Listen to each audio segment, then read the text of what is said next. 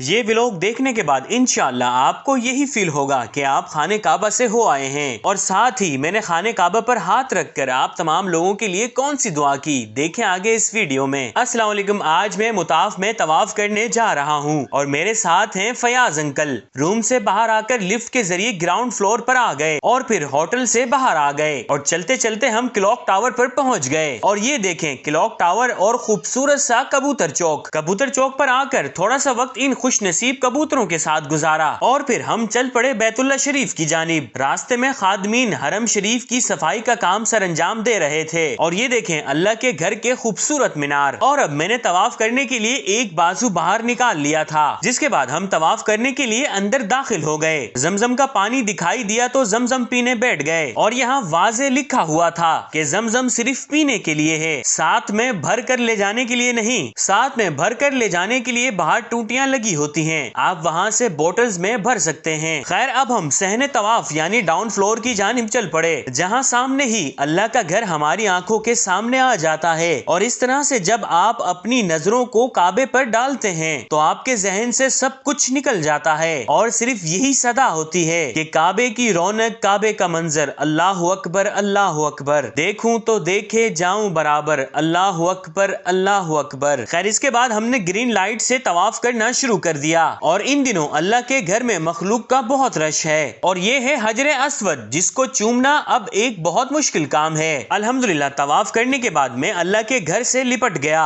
और खूब दुआएं मांगी और अपने तमाम व्यूअर्स के लिए भी काबे पर हाथ रख कर दुआ मांगी। ये दीवार पर हाथ रख के दुआ करता हूँ, या अल्लाह जिन्होंने कमेंट्स करके जो जो दुआ का कहा वो अपनी बारगाह में कबूल फरमा। तू सबके दिलों के हाल जानता है, सब जानता है।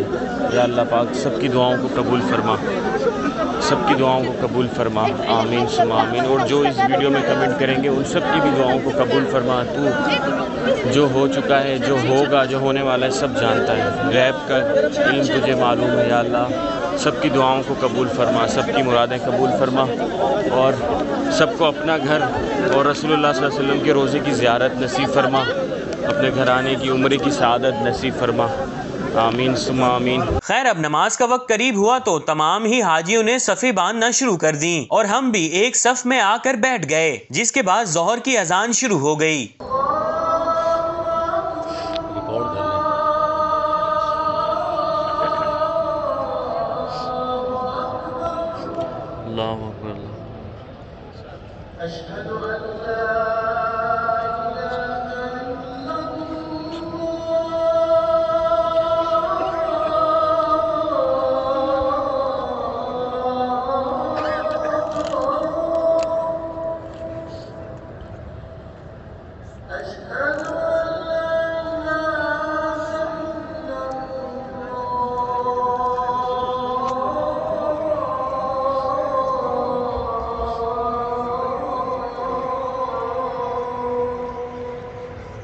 अजान के बाद सबने सुन्नतें अदा की और अब हम कुछ नमाजियों पर क्लॉक टावर का साया आ चुका था। खैर नमाज पढ़ने के बाद हमने आबे जमजम पिया और मैंने फयाज भाई के चेहरे पर आबे जमजम डाला और फयाज भाई ने मेरे चेहरे पर, जिसके बाद हमने बैठकर कुरान शरीफ पढ़ा और थोड़ी देर कुरान शरीफ पढ़ने के बाद हम वापसी बाहर की जानिब चल पड़े, क्योंकि अब हमें बहुत ही जोर से भूख लग रही थी। बाहर आए तो हमारी मुलाकात फैजान भाई से हुई, जो कि इंग्लैंड में रहते हैं। इसके बाद हम तीनों ही घूमने फिरने लगे और मक्का टावर में आ गए। हमने आपस में बातें वगैरह भी की और मक्का टावर भी घूमा। वैसे मक्का टावर अंदर से बहुत ही खूबसूरत है और जितना खूबसूरत है उतना महंगा भी है, इसलिए हम चुपचाप मक्का टावर से बाहर आ गए और अपने होटल की जानिब चल पड़े। ओके मिलते हैं नेक्स्ट व्लॉग में। अपना बहुत सारा ख्याल रखें। अल्लाह हाफिज।